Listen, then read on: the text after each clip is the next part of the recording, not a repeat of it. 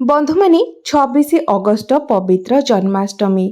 ଏହି ପବିତ୍ର ଜନ୍ମାଷ୍ଟମୀ ଠାରୁ ଏହି 5 ରାଶି ହେବାକୁ ଯାଉଛନ୍ତି ଭାଗ୍ୟଶାଳୀ। ଏମାନଙ୍କର ଭାଗ୍ୟ ଦେବାକୁ ଯାଉଛି ଏମାନଙ୍କର ସାଥ। ଅନେକ ବର୍ଷ ପରେ ଏମାନଙ୍କୁ ମିଳିବାକୁ ଯାଉଛି ଭଗବାନ ଶ୍ରୀକୃଷ୍ଣଙ୍କର ଆଶୀର୍ବାଦ ଏବଂ କୃପା। ଏମାନଙ୍କୁ ମିଳିବାକୁ ଯାଉଛି ବହୁତ ବଡ଼ ଖୁସିର ଖବର। ଏମାନଙ୍କର ଆଗାମୀ ସମୟ ହେବାକୁ ଯାଉଛି ଅତ୍ୟନ୍ତ ଶୁଭ। ଆପଣଙ୍କ ଜୀବନରେ ଅନେକ ପ୍ରକାରର ପରିବର୍ତ୍ତନ ହେବାକୁ ଯାଉଛି। ପ୍ରଭୁ ଶ୍ରୀକୃଷ୍ଣ ଆପଣଙ୍କର ସମସ୍ତ ଇଚ୍ଛାକୁ ପୂର୍ଣ୍ଣ କରିବାକୁ ଯାଉଛନ୍ତି। ଭଗବାନ ଶ୍ରୀକୃଷ୍ଣଙ୍କ କୃପାରୁ ଏହି ରାଶିମାନଙ୍କର ଯେତେ ବି ଖରାପ ସମସ୍ୟା ଥିଲା ସେହି ଖରାପ ସମୟର ଅନ୍ତ ହେବାକୁ ଯାଉଛି। ତେବେ ଆସନ୍ତୁ ସେହି ଭାଗ୍ୟଶାଳୀ ରାଶିମାନଙ୍କ ବିଷୟରେ ଜାଣିବା, ଯେଉଁମାନଙ୍କ ବିଷୟରେ ଆଜିର ଏହି ଭିଡ଼ିଓରେ ଆମେମାନେ ଆଲୋଚନା କରୁଛେ। ଏହା ପୂର୍ବରୁ ଯଦି ଆପଣମାନେ ବି ଭଗବାନ ଶ୍ରୀକୃଷ୍ଣଙ୍କୁ ହୃଦୟରୁ ଭକ୍ତି କରନ୍ତି, ବିଶ୍ୱାସ କରନ୍ତି, ତେବେ ଭିଡ଼ିଓଟିକୁ ଲାଇକ୍ କରି କମେଣ୍ଟ ବକ୍ସରେ ଜୟ ଶ୍ରୀକୃଷ୍ଣ ନିଶ୍ଚୟ ଲେଖନ୍ତୁ।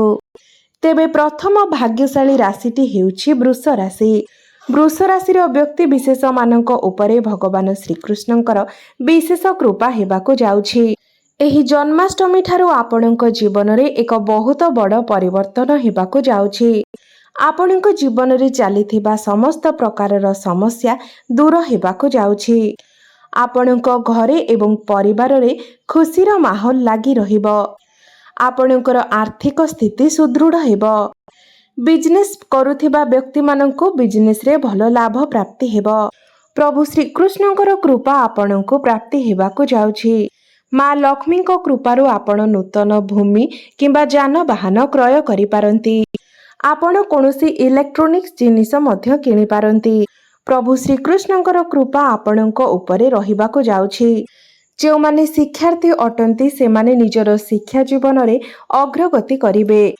ପାଠପଢ଼ାରେ ଆପଣଙ୍କର ମନ ଲାଗିବ।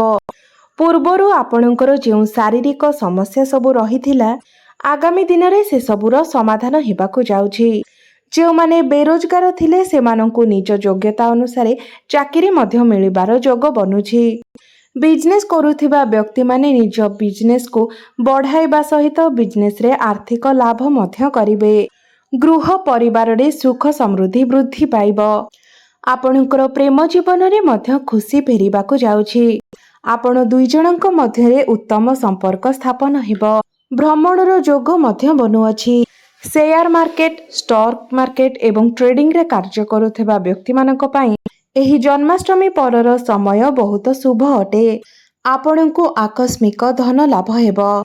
ତ ଜନ୍ମାଷ୍ଟମୀ ପରଠାରୁ ବୃଷ ରାଶିର ବ୍ୟକ୍ତିମାନଙ୍କ ଜୀବନ ବଦଳିବାକୁ ଯାଉଛି। ଆପଣଙ୍କର ସମୟ ଭଲ ହେବାକୁ ଯାଉଛି। ତ ଆପଣଙ୍କର ଯଦି ବୃଷ ରାଶି ହୋଇଥାଏ ତେବେ କମେଣ୍ଟ ବକ୍ସରେ ଜୟ ଶ୍ରୀକୃଷ୍ଣ ନିଶ୍ଚୟ ଲେଖନ୍ତୁ। ଦ୍ୱିତୀୟ ଭାଗ୍ୟଶାଳୀ ରାଶିଟି ହେଉଛି କନ୍ୟା ରାଶି। କନ୍ୟା ରାଶିର ବ୍ୟକ୍ତି ବିଶେଷମାନଙ୍କ ଉପରେ ଭଗବାନ ଶ୍ରୀକୃଷ୍ଣ ବିଶେଷ କୃପା ବର୍ଷା କରିବାକୁ ଯାଉଛନ୍ତି।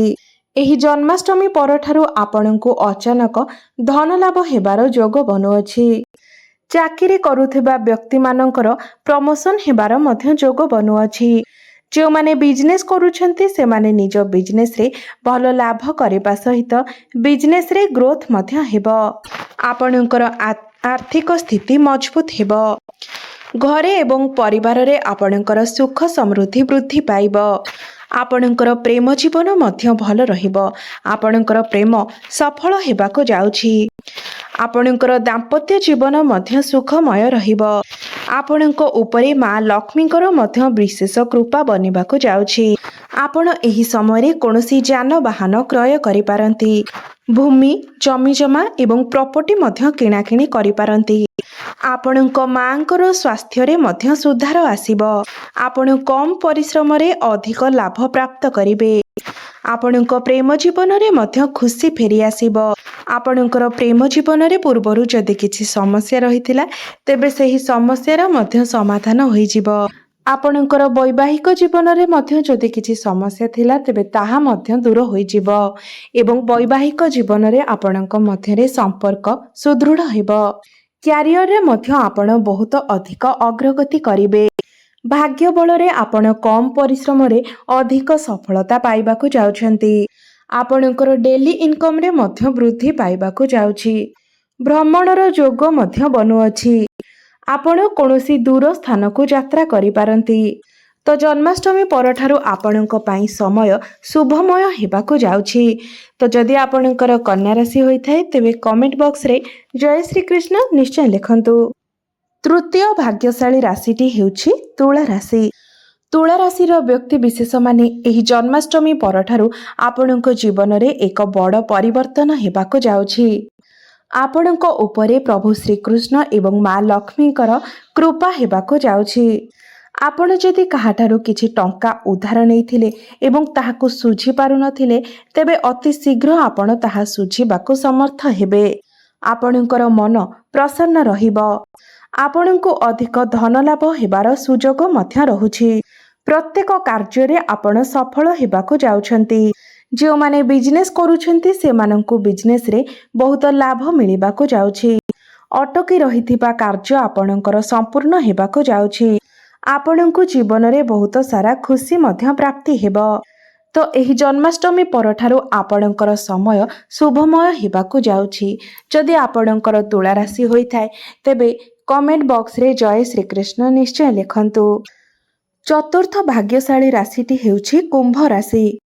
ଏହି ଜନ୍ମାଷ୍ଟମୀ ପରଠାରୁ ଆପଣଙ୍କ ଉପରେ ଭଗବାନ ଶ୍ରୀକୃଷ୍ଣଙ୍କର କୃପା ବର୍ଷା ହେବାକୁ ଯାଉଛି। ଆପଣଙ୍କୁ ଅଚାନକ ଧନ ଲାଭ ହେବାର ଯୋଗ ବନୁଅଛି। ଆପଣ ପ୍ରତ୍ୟେକ କାର୍ଯ୍ୟରେ ସଫଳ ହେବାକୁ ଯାଉଛନ୍ତି। ଯେଉଁମାନେ ବେରୋଜଗାର ଅଛନ୍ତି ସେମାନଙ୍କୁ ନିଜର ଯୋଗ୍ୟତା ଅନୁସାରେ ଚାକିରି ମିଳିବାକୁ ଯାଉଛି। ବ୍ୟାପାର ବାଣିଜ୍ୟ କ୍ଷେତ୍ରରେ ଆପଣଙ୍କର ଅଗ୍ରଗତି ହେବାକୁ ଯାଉଛି। ଅଟକି ରହିଥିବା ସମସ୍ତ କାର୍ଯ୍ୟ ଆପଣଙ୍କର ସମ୍ପୂର୍ଣ୍ଣ ହେବାକୁ ଯାଉଛି। ଯଦି ଆପଣଙ୍କର କୌଣସି କୋର୍ଟ କଚେରୀ ମାମଲା ଚାଲିଥିଲା ତେବେ ତାହା ଆପଣଙ୍କର ସପକ୍ଷରେ ଯିବ। ଆପଣଙ୍କର ପ୍ରେମ ଜୀବନରେ ଯାହା ବି କିଛି ସମସ୍ୟା ଥିଲା ତାହା ଏହି ଜନ୍ମାଷ୍ଟମୀ ଠାରୁ ସମାଧାନ ହୋଇଯିବ। ଆପଣ ଦୁଇ ଜଣଙ୍କ ମଧ୍ୟରେ ଭଲ ପାଇବା ବଢ଼ିବ। ଭ୍ରମଣର ଯୋଗ ମଧ୍ୟ ବନୁଅଛି। କ୍ୟାରିୟର କ୍ଷେତ୍ରରେ ଆପଣ ବହୁତ ଅଧିକ ଅଗ୍ରଗତି କରିବେ। ଭାଗ୍ୟ ବଳରେ ଆପଣ ସମସ୍ତ କ୍ଷେତ୍ରରେ ସଫଳତା ଲାଭ କରିବେ। କମ୍ ପରିଶ୍ରମରେ ଆପଣ ବହୁତ ଅଧିକ ସଫଳତା ଲାଭ କରିବେ।